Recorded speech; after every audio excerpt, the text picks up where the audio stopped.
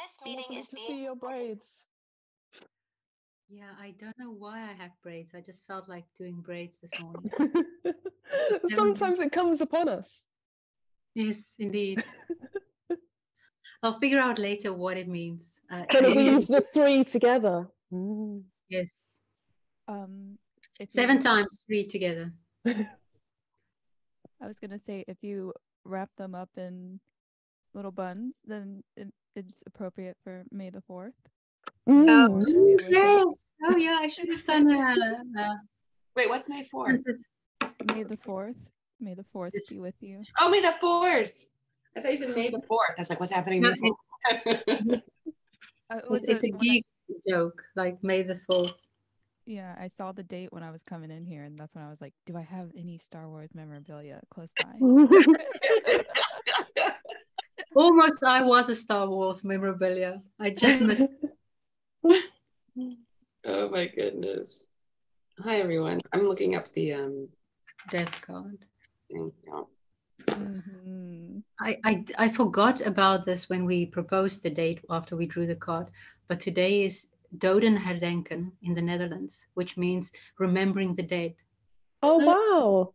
Yeah, May the 4th is always remembering the dead day from the Second World War. So tomorrow is Liberation Day. So it's also really, really synchronistic. Like that's interesting. Death on the day of remembering the dead. Today is the day every year that the sun will be at 13 degrees. And that's on the 13th card. Yeah. Oh. Oh no, I've misnumbered in my book.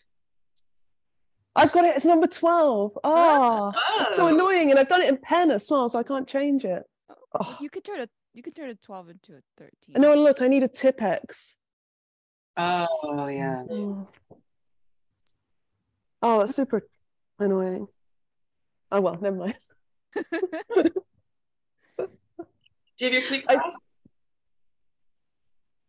Rebecca? Are you burning your sweet grass? No, I put it in, but I haven't put it on. Thank you for reminding me. I'm going to do it right now.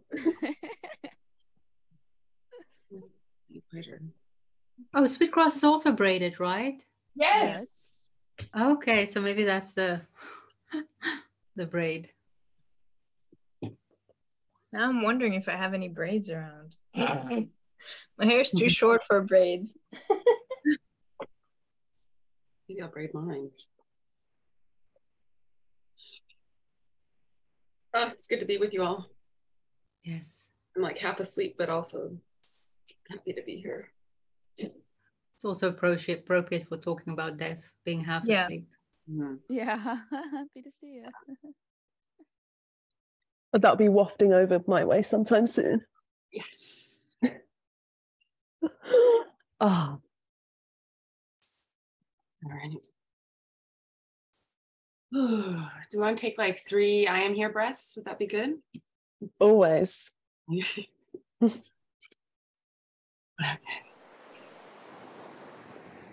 All right.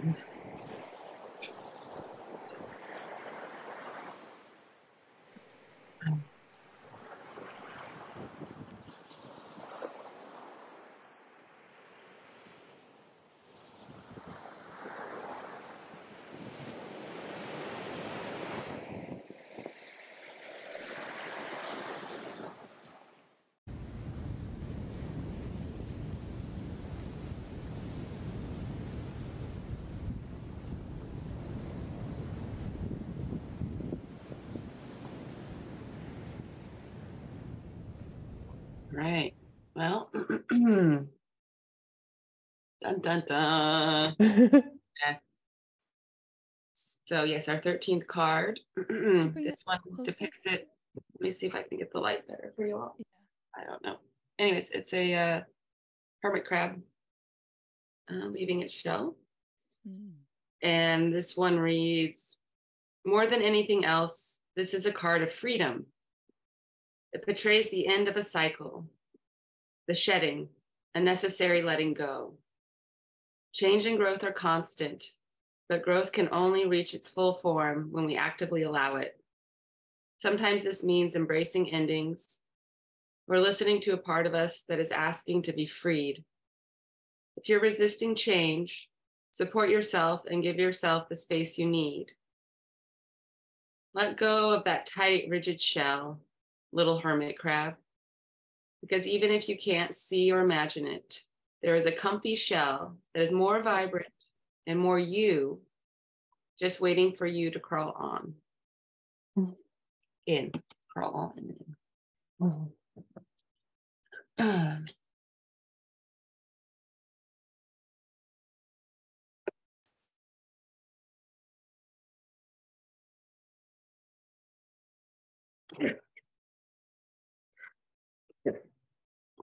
Bless you.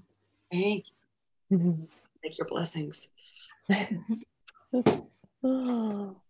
Yeah, the hermit, it's an interesting choice because like hermit crabs, they take the shells of other crustaceans, don't they? So they can only move in once something's died.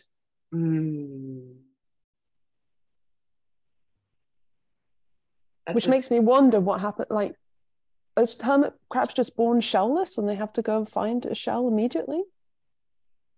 Interesting. Not sure. I think that might be true. I feel like people paint the first hermit crab shell, but now I'm gonna look it up because it seems weird. Well, if it like that description sounded like it was describing, you know, that thing of like you adopt an identity and then it becomes a cage and you have to crawl out of it. Okay, massive projection. You have to crawl out of it and find a new one. And I was thinking it's interesting because if they start without a shell, they do. Then that, like, you know how children are born kind of identityless and they're just like trying to put together like bricolage something. Yeah. Out of the culture that they're plopped into. What I loved about what you were riffing there on, Rebecca, is this idea that we share bodies. Like this notion that like somebody has a body or a shell and they kind of care for it and tend to it, and then that gets passed on to some, like, so there's this for me there's an invitation there to if I'm thinking about my body being shared by others, to really care for it, like wanting it to be in good shape or cared for whoever needs to use it. And that's true in this the psychic way of identity as well, isn't it? Because you don't just, I mean, very rarely does someone just make up an identity. You step into a role that's already extant in your culture or whatever.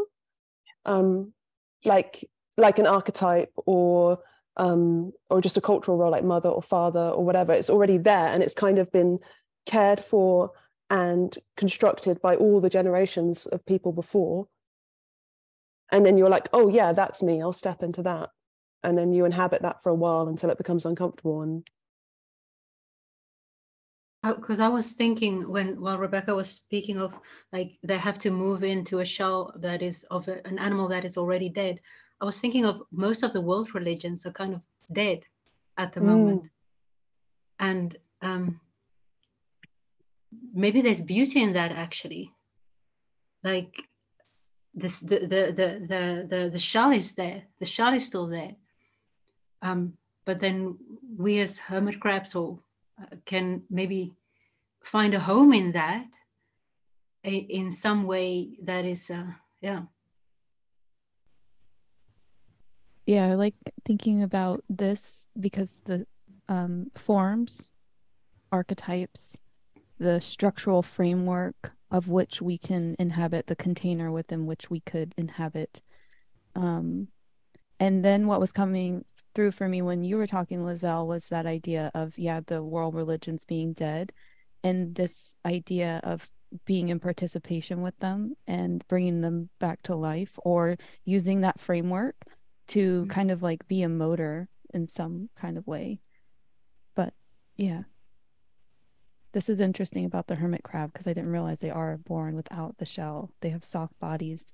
So they have to use an old shell of some other marine animal, such as a marine snail, for their first shell.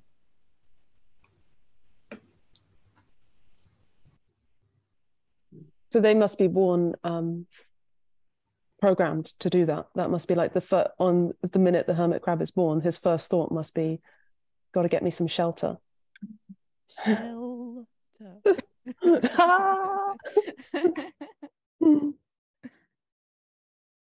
Which is also really cool, because we speak of being unsheltered because the religions have died, the big religions. But that is exactly not the case then, if we look at it in this way, that we are still very much sheltered. We just need to be the life within them. Yeah, we just need to crawl in. It makes me think of like a popular thing that atheists used to say back in the bad old days of new atheism. Like, everyone's born an atheist. Like, no child is born believing in a deity. They have to be like enculturated into it. And I think that's kind of true. Like, so we can say, nowadays, this is like the plight of all humans, but in a way, it's always been the plight of all humans. It's just that, like, it's easier to crawl in when your whole culture is like, here it is, in you come. Because the religion you're born into, whether it's atheism or Catholicism or whatever, is the first shell that you embody and then crawl into. Well, this is also interesting because the death card has death riding a horse in the traditional rider-waite, if you will, Rebecca. I know she has it ready. So that's death, and he's a skeleton. So, and that's kind of also the remaining part of our body, the most sustaining part of our body that remains when we are gone. So that's interesting too, that that's a framework of which we are, necessarily attached to. Our meat bodies are attached to, and yeah, we're just like anchored down by skeleton.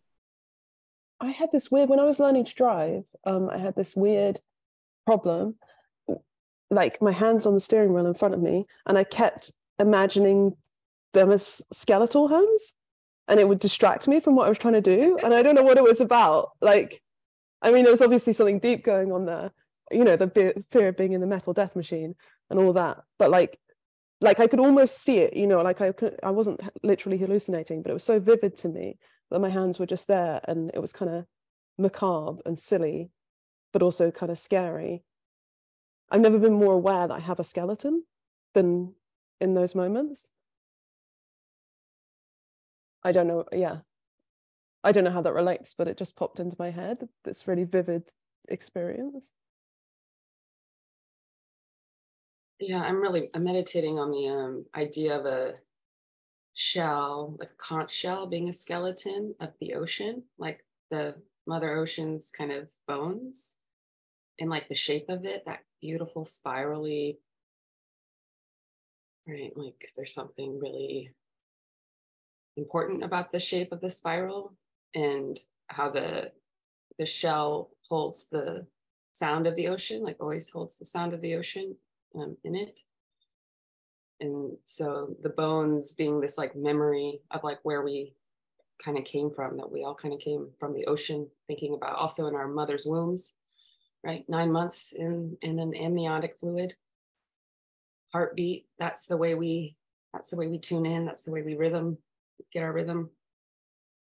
So it's kind of cool thinking about our own skeletons in a way too, our own bones, as being from the ocean maybe, or somehow connecting the elements here. Elements and shapes are kind of coming alive for me for this.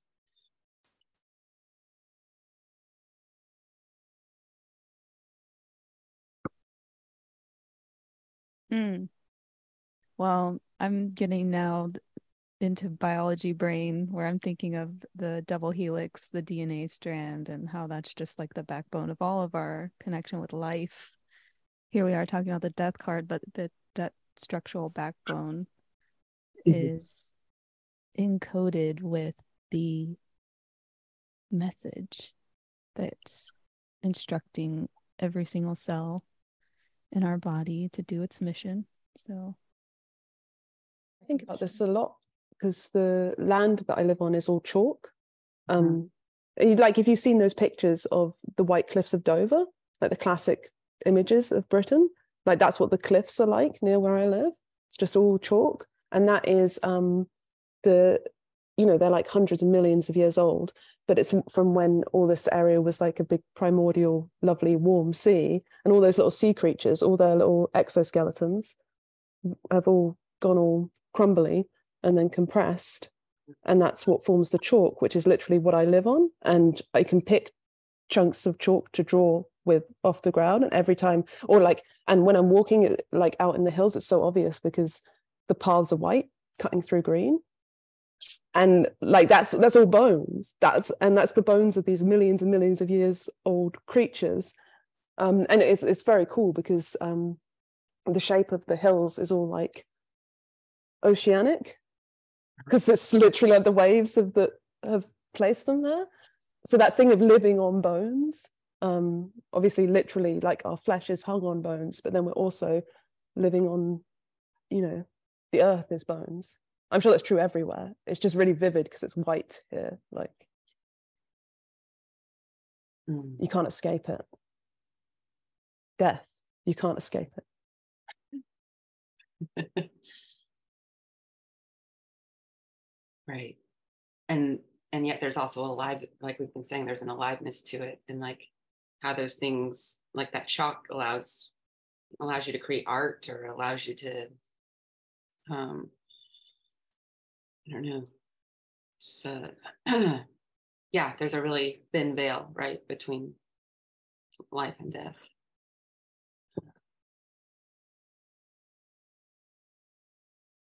Kind of like, I'm like thinking about judgment too in this, like our last talk about, there's like a death that happens when you get Gabriel's horn, that card of coming up from the grave.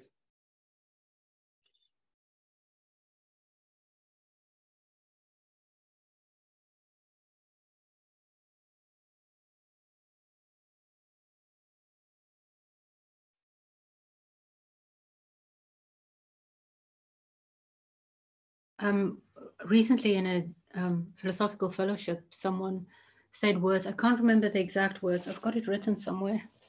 It was so beautiful, but it was something about to live but not live fully, and to die but not to die fully. That is really sad. Like, we should be able to live fully and to die fully, and that two are so connected. To celebrate death, we should be able to celebrate death. When we talk about the chalk that we live on, we are here because, Sarah, you and I talked about it recently. We are here because so many came before us and suffered and died, and we will form part of that chalk one day. But there is something in not being able to fully embrace death that makes it impossible to fully embrace life. That is a very common idea, I think. Yeah, all my teenage years were spent reading vampire novels. I read so many of them, and I actually just reread a lot of them recently. So I was trying to get back in touch with my teenage self. And that's one of the big things that comes up in vampire fiction, is like, how do these creatures exist and stay sane when they're not dying? And they're just going on for generations and generations and generations. And usually the authors kind of make them go mad, or make them do something that is like death, like bury themselves deep, deep underground for hundreds of years and then come back up. Or they do something with their memory, so they can't remember that many years. But this like the concern of what an immortal creature, like how that would affect them psychologically. That's like a returning motif in all those narratives. And maybe it's just because we as mortal creatures can't act. Obviously, the authors who write vampire fiction are generally mortals, I believe. So don't assume anything. That's true. I wouldn't want to make an ass out of myself or others. But yeah. But that idea, like that thought experiment of what would it be like to live forever, like, and to really get seriously into it and write a character who is having that experience, I think is interesting that we keep returning to, because vampire fiction has been going on for a long time, and that it's particularly interesting to teenagers as well, who generally do tend to be a bit morbid. At least I was. Yeah. They thirst for blood, right? Like that mortality. They thirst for thirst for a body that can die. Teenagers or vampires? Vampires. And is there a difference? So, I think I cut you off there. No, I don't think so. Were you guys morbid teenagers? Yeah. No, I mean, I had a time in my life, maybe late teens, almost early 20s, that when you were talking about the skeleton hands, it reminded me of that, because I had this thing for a while where I would whenever I would enter a room, I would like do a quick like scan, and I would try to determine every single thing that could be used as a lethal weapon. And it wasn't like oh yeah, I'm super emo, like it wasn't that. It was just like this kind of realization, like I could slip and crack my head on that counter, and I could choke on that towel, and I could it was literally like, it was kind of the opposite. It was like, it made me realize how crazy it is to be alive, because I was like, look at all these things that could kill me right now. I mean, of course, none of them could kill me unless there was some kind of strong intention behind it, or terrible bad luck.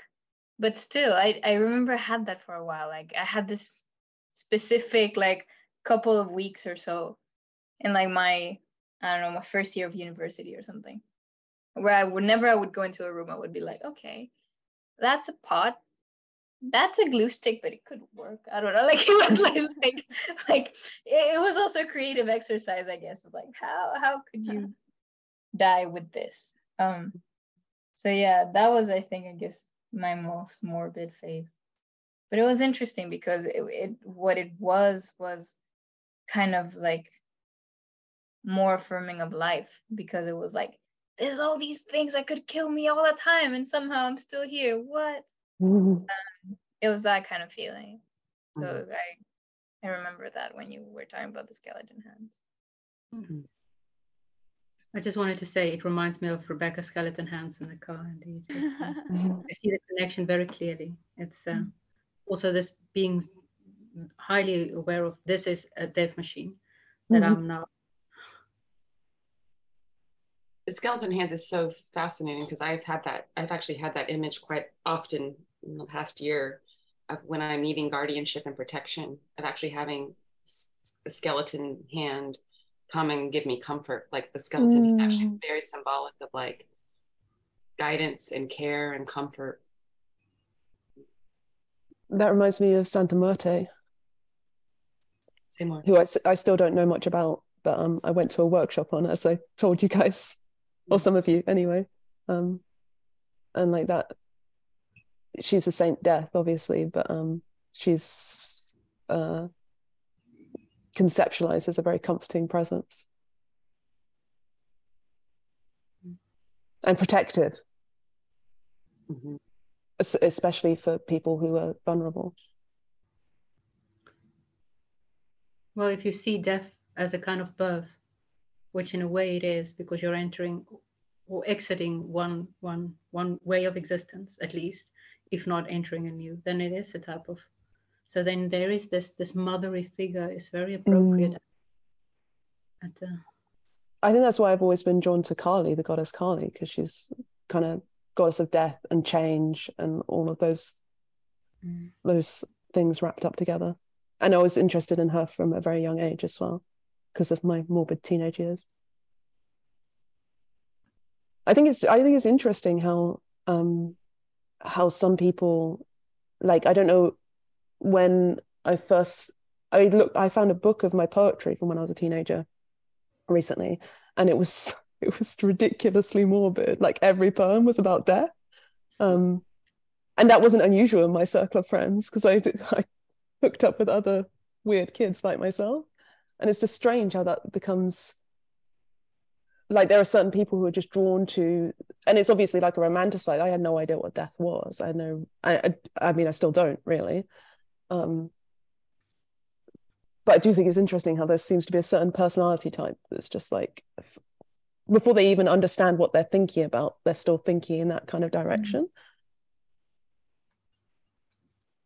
Yeah, you were talking about your morbid poetry, and I just picked up this book that I have on my shelf. This is a Spanish translation of Flowers of Evil, I think, by Baudelaire. And it's funny because my teacher read it in literature class, and I went up to her and I was like, that was so amazing. I need to know more about it. And she just actually gave me the book. Like, this is her book.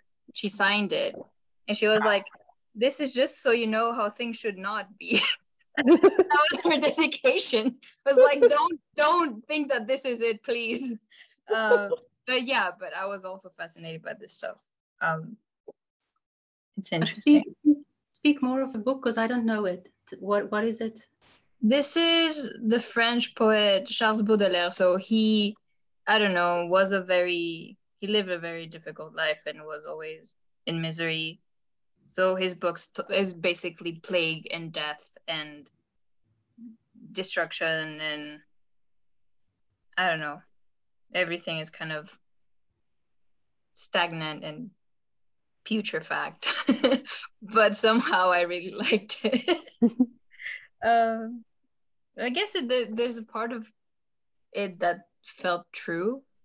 I think that that's what I feel about death to some extent, is that it kind of always feels like a call to reality. Like, oh, however, like, this might be framed by the lens of his own misery, I feel like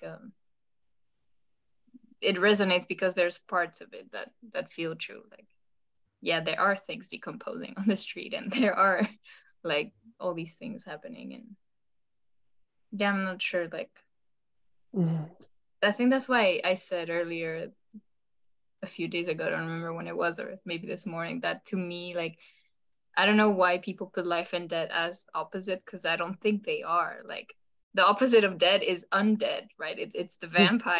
That's the opposite. It's not life. To me, they feel like, yeah, the zombie, the ghost, the whatever that is. I also remember at some point I was like, I want to write this story from the perspective of a ghost. But that was just because I mean, I'm not one for like scary movies or anything, but it always felt really strange to me.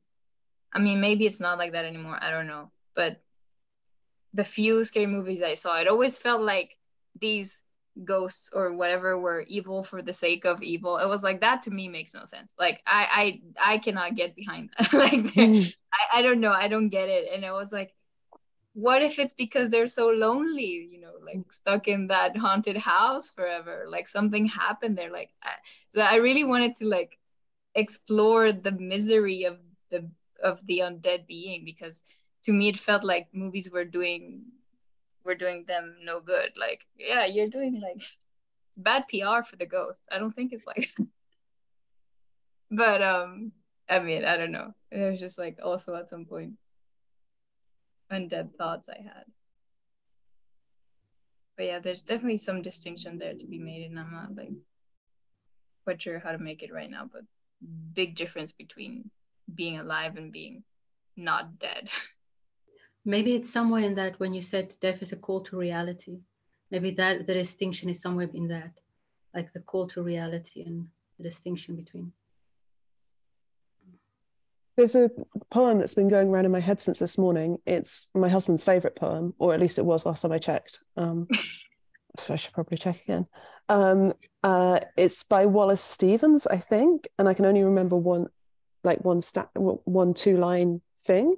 It's about death, and it goes, "Let this be the finale of scene. The only emperor is the emperor of ice cream."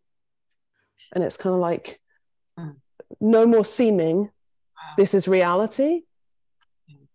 And then the call to like experience, I mean, I don't know, this is just my interpretation, well, actually it's probably his interpretation because he introduced me to the poem, you know, like the pleasure of eating ice cream, and this is written at a time where ice cream was not that readily accessible, and it's kind of a mad thing to be able to have frozen cow's milk, like what? Lots of things have to come together for ice cream to arrive in your hand, and that like crazy beautiful pleasure, and like all the pretense stops and you're just in the moment. I don't know, I'm not doing it justice. Maybe it's better unexplained, actually. Let this be the finale of scene. The only emperor is the emperor of ice cream.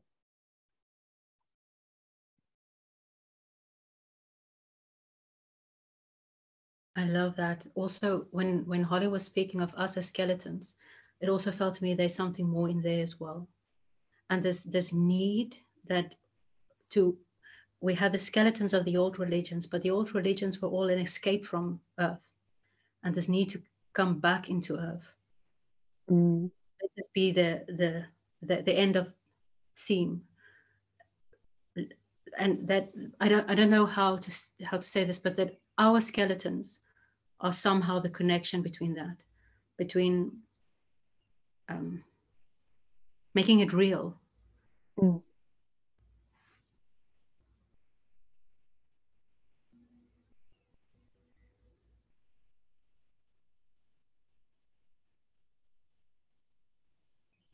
Yeah, it's interesting to think about the shell again, how it changes with a body in it or not, like with the little slug in it or not. Like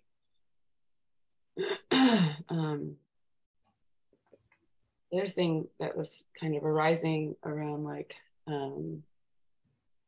that teenage morbidity, which I certainly had a ton of. It wasn't so much, it was more mental, it was more psychological for me than it was material. Like I didn't I just had a lot of demons in my head that wanted to take my body, like that were just ravenous actually for my body. So it was a really psychologically difficult time for me. You know, I think there is that pull like towards like, what's the point of all this? Like that what are we here for? What are we doing all this for? And again, going back to initiation as a process of helping people understand why we come here and why we die. And a big part of that is because it's fucking beautiful, like to ice cream, right? Like that, again, without a body, without feeling the pain, without blood, without the ache. Because like, as I've investigated and inquired about what is all this like psychological darkness and these voices, it's really a call to it's like all of that has you know, used to be all like, I fucking want to die, like get me the fuck out of here, I can't do this, I hate being here. Now it's like this sense of like, oh my God, it's so beautiful and I don't want to die, I don't want to leave it. Like I can't imagine, I mean, it's just so beautiful. And so it's just interesting. It's like just the gratitude, like the depth, how death is giving me this depth of gratitude to be anything at all and to be able to participate in this crazy fucking roller coaster ride that beats the shit out of me, causes me to bleed. But my God, like I get to bleed, and these other spirits, like kind of Issa was pointing to, the immortal, you know, I think part of it is they're jealous. They like want to bleed. They want to feel it. They want to taste the ice cream. So again, that call to like fully feel it, whatever it is, fully feel it, whether it's ecstasy or whether it's like a long, like, you know, it's alive, whatever that is.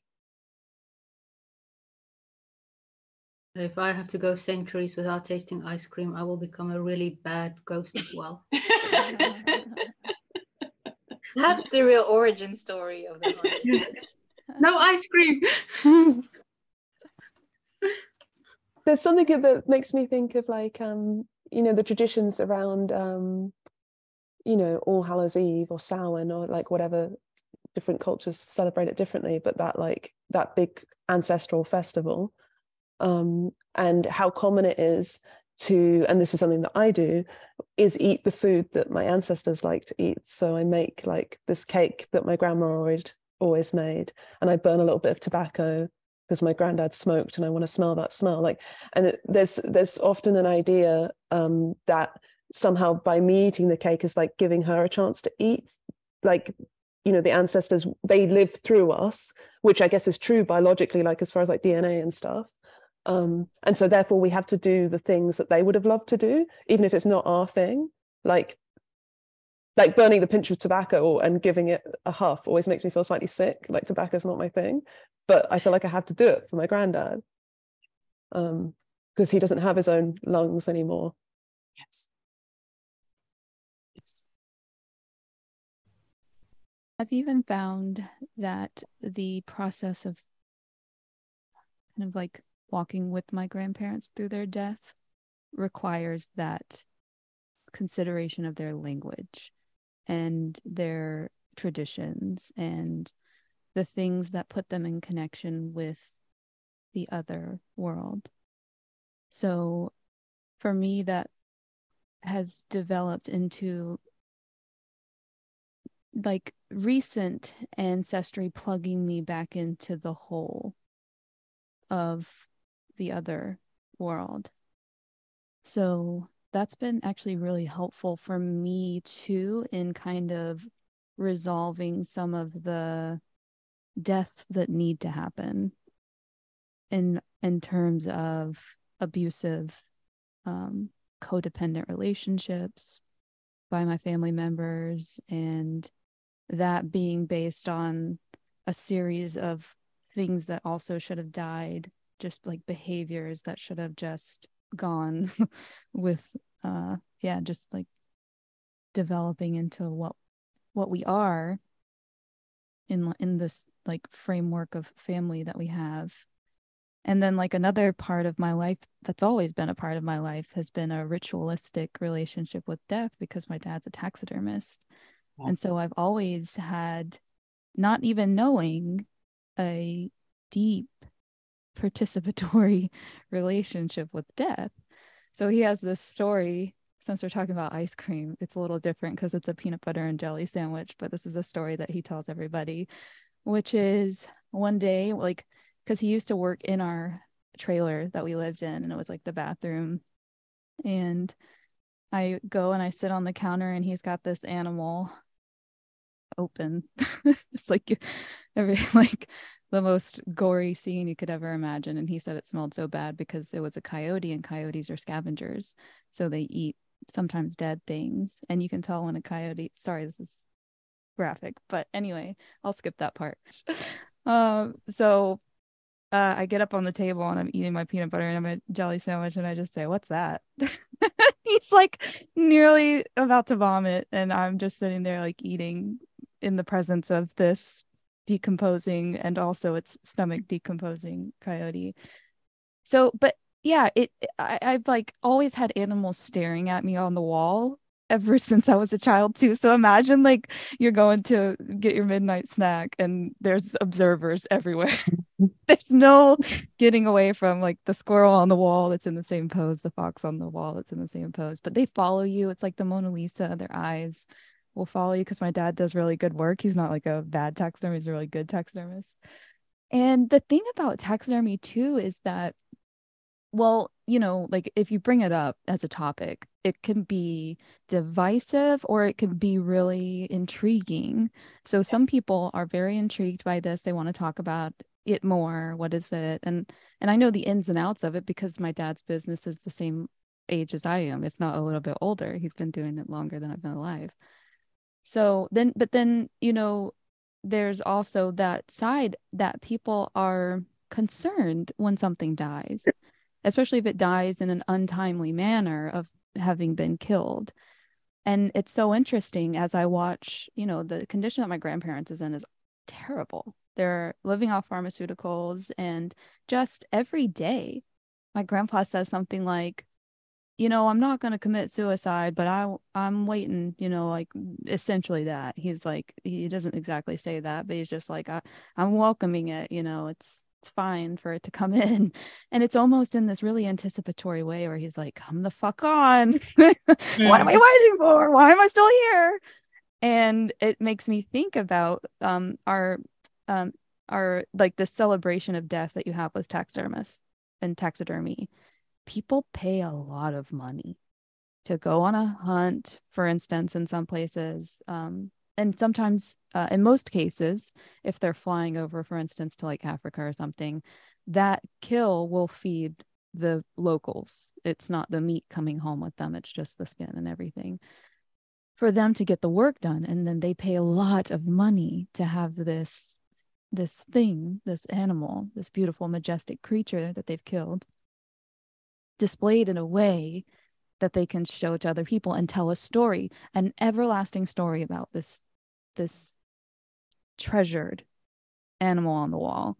And it's just like it keeps this animal alive in this way where they can tell you the story of its last moments of being here. And so there's like this real treasure and this real like majesty to this art form that can be really, though, I mean, I can't say it everywhere that my dad's a taxidermist. I have to be kind of careful about where I can, just like with astrology, like had to be real careful about where I could say I'm an astrologer. It's the same, it's that same relationship. So there's this like kind of dark secret nature to death because some people are afraid to face it or they don't like that that's a part of life. So that's an interesting thing to have to work around too, is this secrecy to death and not wanting to talk about it. And therefore the change doesn't happen because there's this real slow realization of that reveal. And here, this card is associated with Scorpio too. So that's interesting. It's the slow evolutionary change over time. So I have something and I don't know where the connection is because I'm gonna jump to birth. But I mean, there's something between death and birth. Yes. No, because this whole thing you were talking about, like, oh, how it's so hard to talk about death anymore, and some people don't want to talk about it. And it reminds me, I mean, I'm a bit at a point in my life where I'm disengaging from a lot of like intellectual stuff. But at some point when I was reading a lot of philosophy, I keep getting angry at all these like transhumanists where like, yeah, we're just gonna upload our consciousness to a machine and be immortal forever. And I have a friend who kind of thinks that way or is excited about technology going that way. And he was like, yeah, imagine there's gonna be a time when like you can grow babies in labs and you're gonna take the burden away from women so they don't have to have the burden of giving birth. And I was like, oh my God, I cannot talk to you for like 3 months. Like, this is like too much. It was like, what do you mean the burden of birth? It was just so strange to me. And I'm not sure where the connection is, but like, yeah, I don't know if there's a parallel where people see death as a burden, or I don't know what I'm getting at, but I don't know why I felt like I needed to tell that story. I think there's an interesting parallel in our culture of like the taboos around talking about the details of giving birth and the details of death. Because I have obviously have friends who have given birth, and I'm fascinated because it's not an experience I ever intend to have. So I'm like asking all the questions, and I want to know what it was like, and they're always surprised that I'm curious in that amount of detail, because most people are just like, how did it go? And they'll tell them the amount of hours, and that's all they want to know. But like, how does it feel like to like have that part of your body stretched open and like all like, you know, all the stuff, all the gross stuff and the interesting stuff that comes out in those moments. I mean, it's kind of, I guess maybe that's part of my fascination. The same reason I'm scared of death. Like it's fascinating, it's scary, and it's integral, like so integral and so unknown, at least in our culture, because obviously in like pre-modern times, and still in many societies today, obviously, people were up close and personal with death and birth all the time, and we couldn't have this kind of slightly I don't know what the word is, distance, divorce. Yeah, almost like disdainful, almost, because it's not a neutral distance, it's kind of like a distance, which I think is obviously horrible for, and I was talking to my mother about giving birth, and she said that she basically didn't have a conversation with her mother about what it was going to be like, so she just kind of went in there more or less blind. And I was like, that's nuts, that's crazy. But I think that's not uncommon, and especially not for women of our mother's era.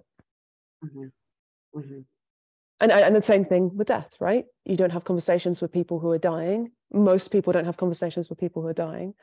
And so we go into that blind as well. But there's even more, it's even deeper. Our culture is so averse to both birth and death. It's that escapism from the reality of Earth and being earthly creatures. We talked about this on Holly's Land, about the crone and how no one honors her anymore, because aging is a sin almost. You can't age, especially as a woman. Don't you dare age. Don't you dare get gray hair and wrinkles and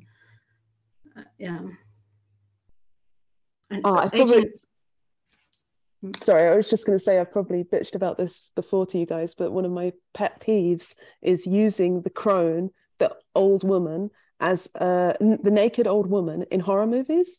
Like they'll just jump cut to a woman standing there in the dark, and her hair's all stringy and grey and her boobs are saggy, and she's just like, and that's supposed to evoke that's terrifying response in the audience. And I just think that's going to be me. That's going to be me getting up in the middle of the night to get a glass of water or something. And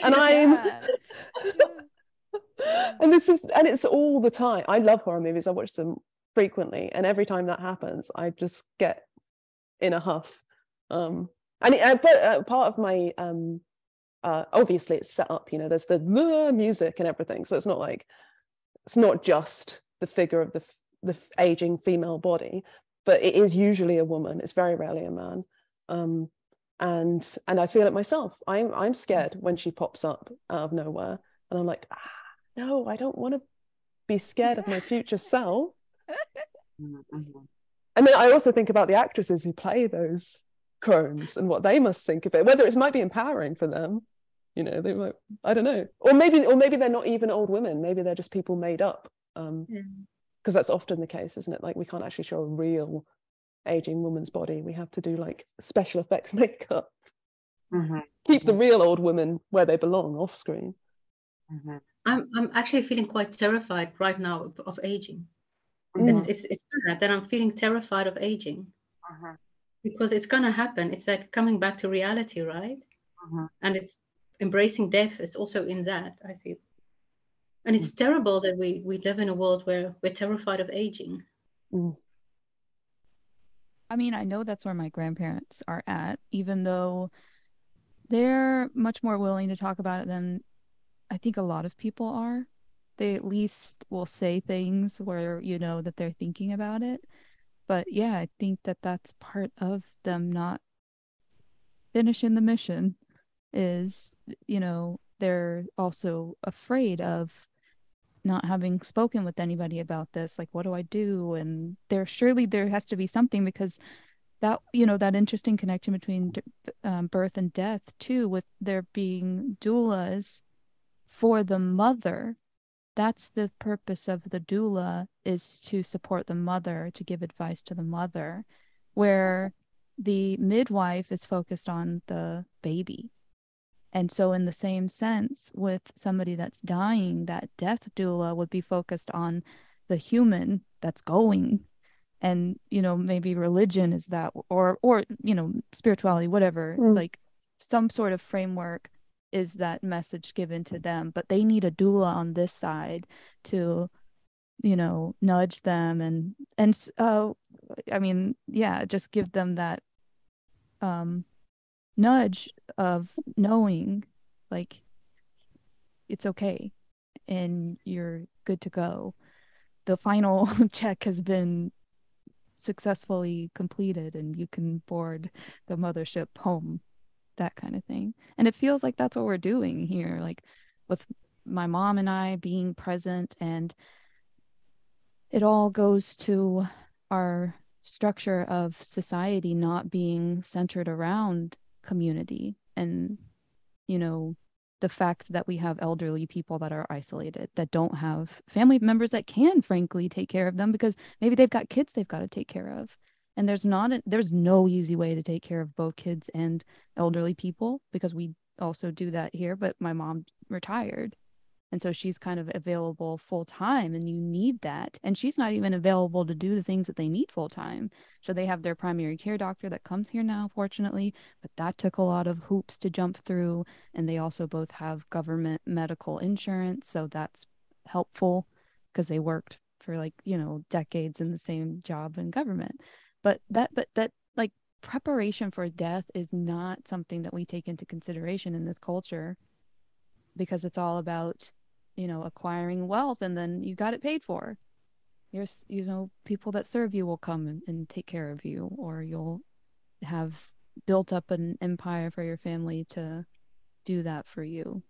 But yeah, it's just terrifying, because for them, they're there, but they don't know the next step, and nobody's here to guide them through it. All of their friends are dead, and they don't know how it happened. So, or what that felt like for them.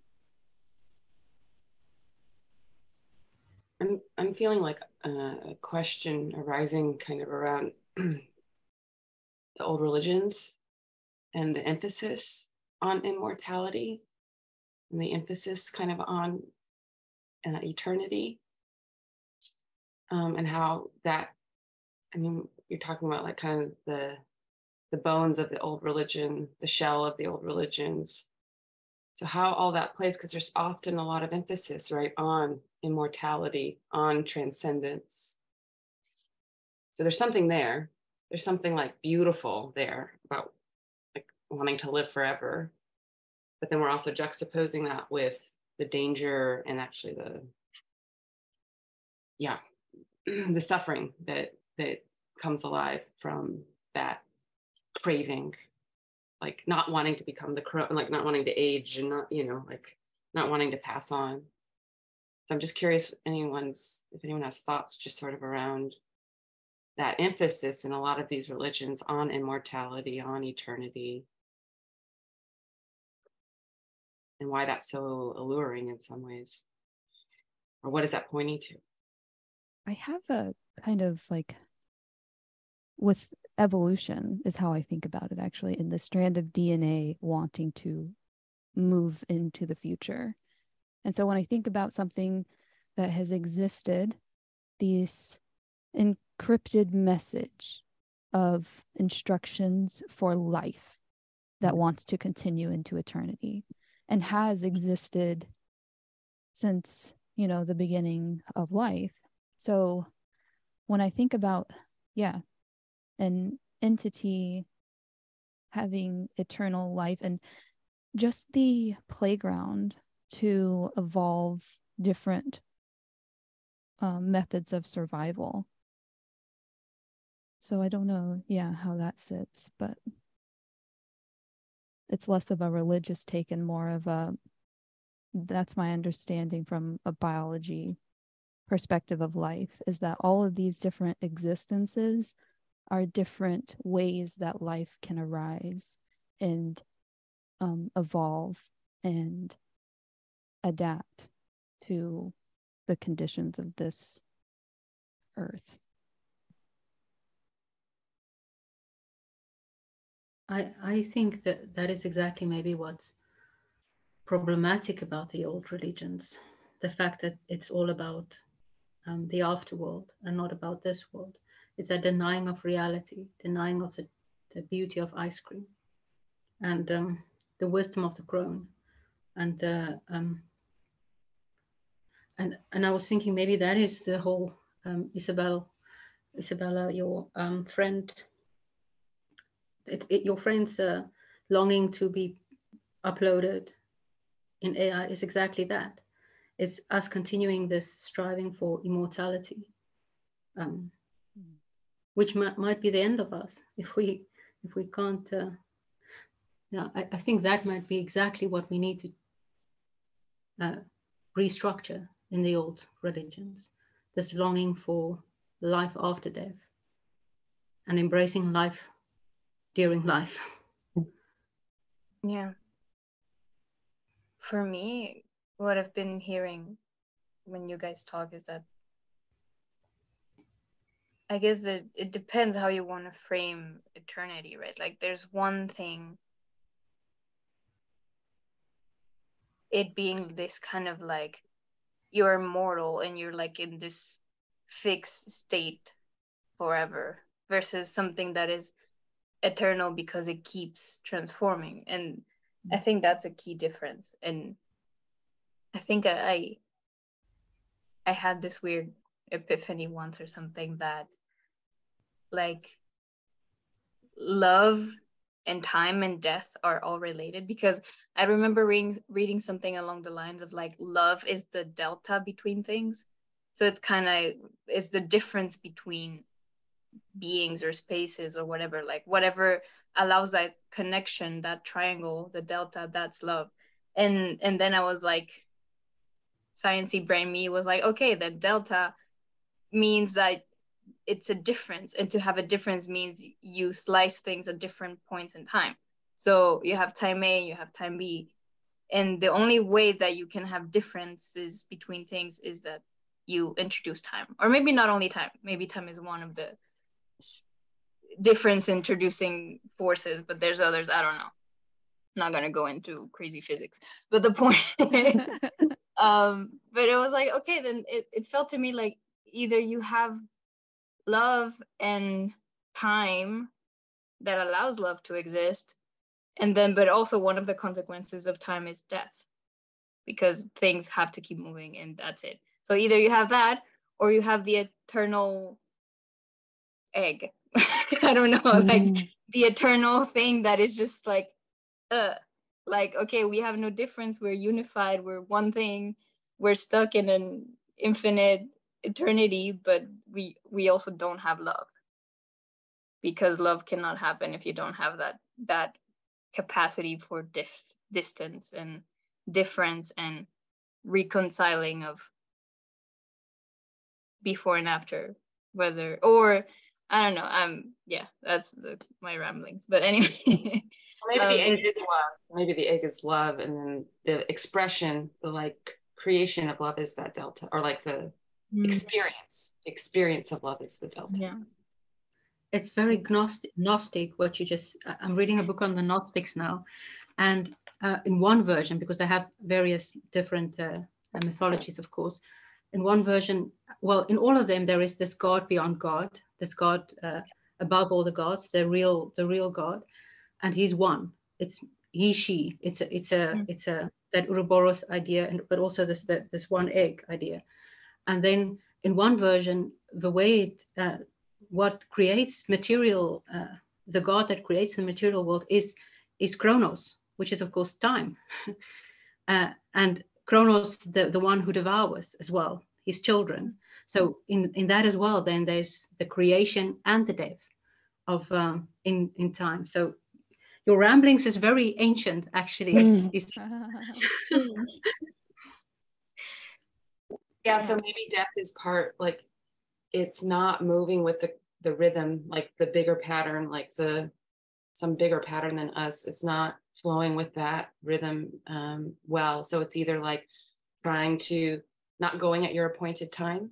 So either trying to hold on and not move at the wave that you're supposed to be riding, or it's trying to like get off the the thing altogether. But yes, I think there's something about suffering a gap that is related to trying to force or trying to deny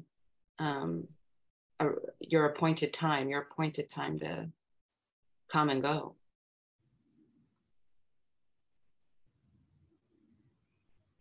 I was just thinking how strange it is. I mean, obviously it makes sense in the context of this conversation, but how strange it is to hear, Christianity and all those religions referred to as the old religion or the old religions. Just like that's kind of like something we say about paganism. And I love that. I think maybe we should start calling pagan religions the very old religions. The ancient religions. The ancient religions. But it's like in my context, when I'm hanging out with my Druid friends, when they say the old religion, they don't mean Christianity. But that movement, that people think, religious historians think was made between a more cyclical vision of the way things worked, reincarnation, and just generally thinking in cycles, versus the line of progress. And like this thing about gaps, that like gaps aren't really possible in a circle. And that thing of like the circle and the line, I don't know, there's something always geometrically important about these two shapes. I mean, and there's kind of phallic and what's the word I'm searching for? The opposite of phallic. Yeah, ionic. Ionic, thank you. Yeah, but yeah, receptive. Like those two things, phallic and ionic, the line and the circle, the line and the circle. I don't know. No, I just had this. I mean, maybe it's a tangent, but I think it's really interesting. It reminded me of this like architecture history class, and the professor was talking about how some of the oldest churches, like the ones that are from like 1,000 something years ago, like some of the older ones, don't have the traditional like cross kind of floor plan that they have nowadays. They used to be quite circular. So it was kind of this thing, even Catholic churches. So it was this kind of thing that churches were a circle, and everyone was kind of equidistant from whoever was the priest. And it was a very kind of tight thing. And at some point, whenever the church's ambition changed from this to like, oh, we need to gather more followers, then that changed the design of the buildings. Because if you have a rectangular building, then you can always add more people at the end. And having that where not everyone is equidistant from the priest, but you have like rows and you can always add more people in the back. It kind of reflected that transition from we are finite unit to, oh no, we need to extend, we need to grow, we need to add more people. So it's kind of the same thing. And that is even reflected in the architecture of churches. So it's actually quite interesting. But it's the same thing that you were saying. It's like the line that is complete versus the circle that is complete versus the line that keeps wanting to extend. It would be so cool if that happened around the time of the Council of Nicaea, when they made the talk of reincarnation amongst Christians a heresy. Like that movement from thinking in cycles to thinking in lines. And it just makes me think about all those guys who talk about the myth of progress, and that this is what's wrong with our culture, the myth of progress, the line that just goes on forever. But then it also makes me think that if a circle's big enough, it kind of like, and this is what the flat earth people say, right? Like it looks like our earth is flat. Yeah. And if a circle's big enough, then it will look like this line is straight, because we can't see over the horizon. This is interesting because it taps in kind of like Aboriginal thinking too, of like growth versus increase, right? Where it's not about getting more and more and more, like the rectangle, we'll just get more and more and more. It's actually about strengthening the connection of what you have. So, and that's more of that spiral and cycle thinking. And it's interesting thinking back to the hermit crab, the shell, the conch, the cycle, and then the little slug is kind of the linear, more line. And so when you put them together, they create movement and life, and that's the other big opposition, isn't it? Sex and death. And we talked about death and birth, but the other transcendence, big. Oh, yeah. Eros and Thanatos. Yeah. What was that about transcendence, Sarah?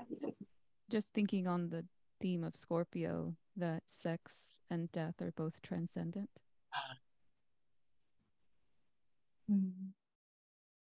Both ways we get out of ourselves.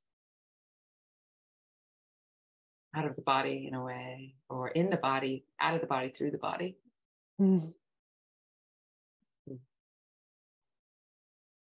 Yeah, that resonates.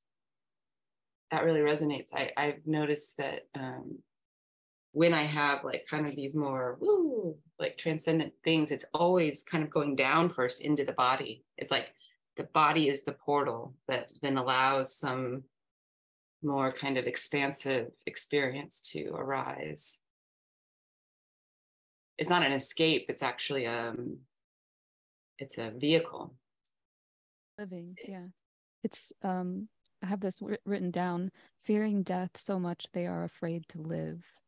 So people, when they get this card, they have such a fear, such a reaction to the idea of death that they don't take risks, they don't live, they don't feel into their body. They just go numb and go into like autopilot and just try to make it to the retirement, or, you know, whatever it is that they look forward to.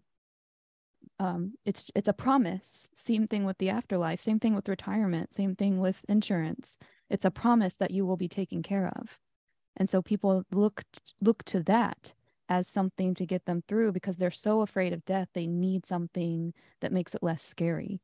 And oftentimes this causes people to not live life, this crippling fear of dying.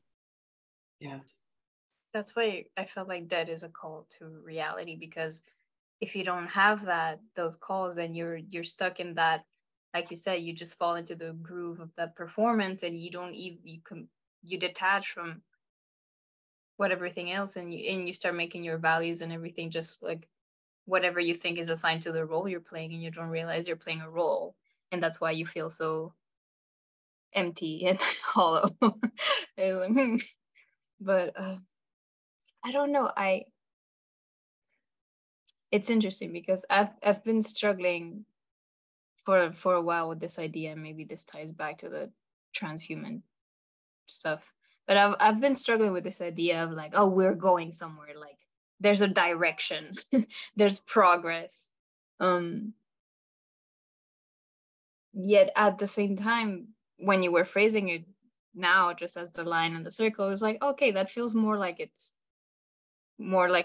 part of nature. Like there's something there as well, and it's more like it's not this or that. Like, and I don't know what weird combination it has to be.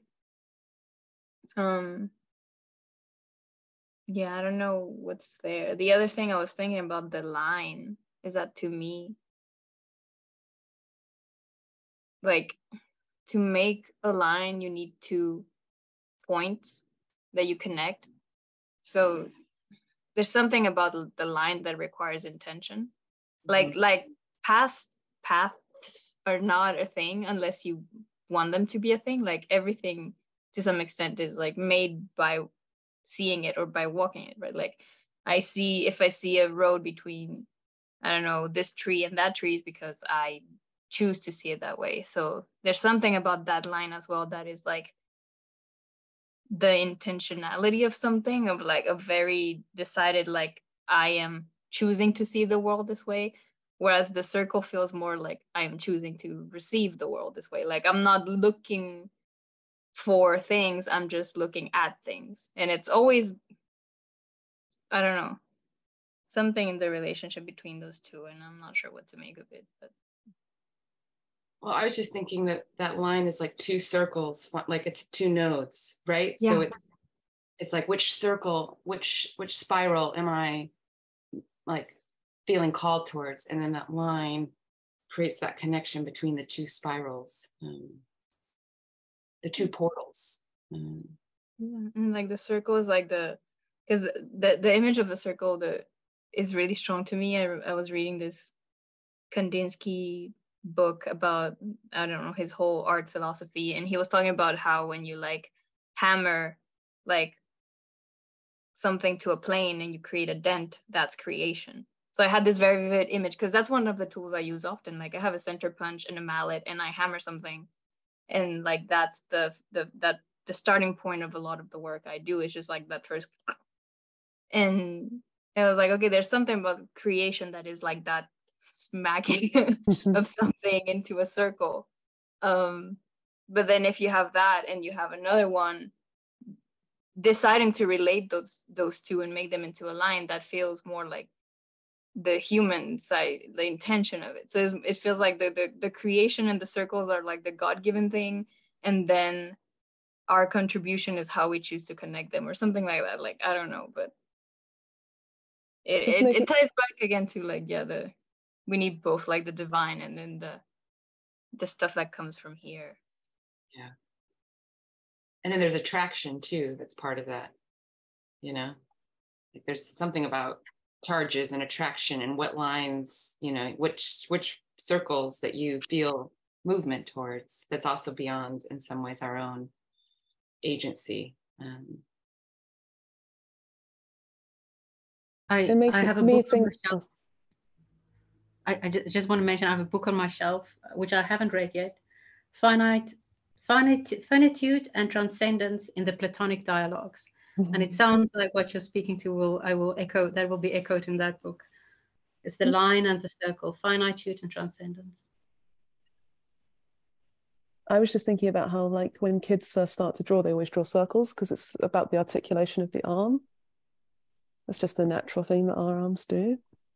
So it's something like that, like, as Isa was saying, it's like you don't even think about it. That's just what you're going to, if you let your arm do whatever it's going to do, holding a mark-making device, that's what it's going to do. And then later, as they start trying to capture other things, they'll start drawing lines, obviously, but the default setting.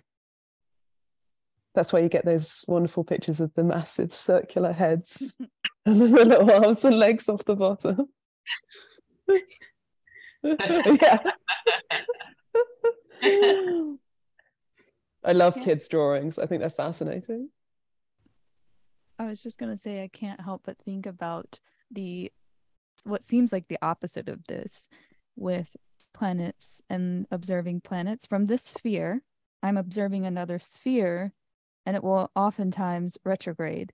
So in the sky, the line goes back the other direction. But again, this is all just like a theoretical line that they've drawn over time, because the planet's not traveling so quickly that you can actually see it happening. It's just over the course of time, you can use some sort of point of reference, and sometimes it can be the moon or whatever, but you use a certain point of reference and you can watch a planet every night will be just a little bit over at a certain time too. So this is why all these things are very important. When people are like, well, why do you need to know the exact time of birth? It's like, because shit's different depending on when it happens and where it happens, just like where you are located on this planet. But anyway, the point that I'm trying to get at is when you record over time, the course of a couple of weeks maybe for Mercury or whatever, you can say, well, Mercury was going, you know, we'll just say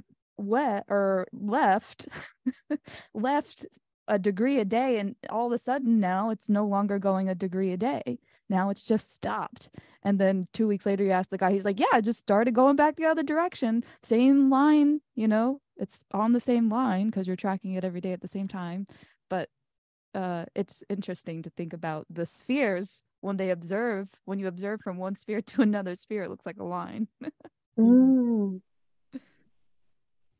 I mean, it goes back to the circle being so big that you see it flat. Yeah. Yep. And I'm just wondering, how do we bring that back to death and life? The circle being I'm also thinking so big that you see it as a line. I don't know if this brings it back, but if you could, can you make it so I can share my screen? I'll show you the Thoth card, which I still don't actually have the Thoth deck. I didn't get it for my birthday, and I haven't bought it for myself yet. You're so bad to yourself. I'm just kidding. Let's see if I can share it. Yeah. There. Oh, hey, look at that. Isn't it gorgeous? But look at that, like, it's all about spinning, and it's all about circles. Like, it's got all that imagery in it, which kind of makes sense because is that I haven't fish? got the It looks like a little fish, the guy there, doesn't it? And this looks almost like a merman in the middle. It's very C-E. C-E? C-E. And then Death himself is a kind of jester, which I like. It's almost like there's a line being shot out of its umbilical cord or something. Mm-hmm. Like there's like there's some sort of connection. These lines here, like kind of web-like lines. Yeah. It makes me think of this thing. My dad showed me how to do this when I was a kid. You know how you can draw like an L shape, and then you can draw a line from the top of the L down to the closest point to the corner, and then another line and another line and another line and another line, and it makes a curve. Yeah.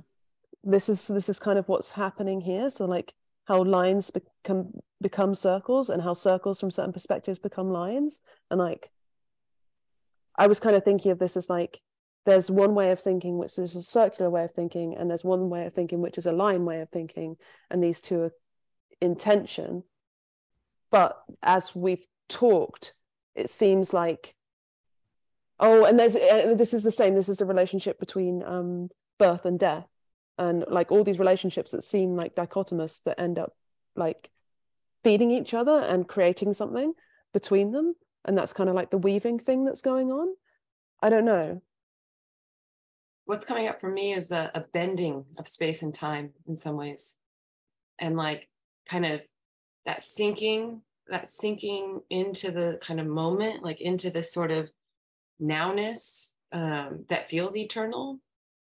Like there's a bending of space and time in some ways, being able to do that. So the lines, like you're saying, the lines in the circle kind of, I don't know, they become less distinct. They move together.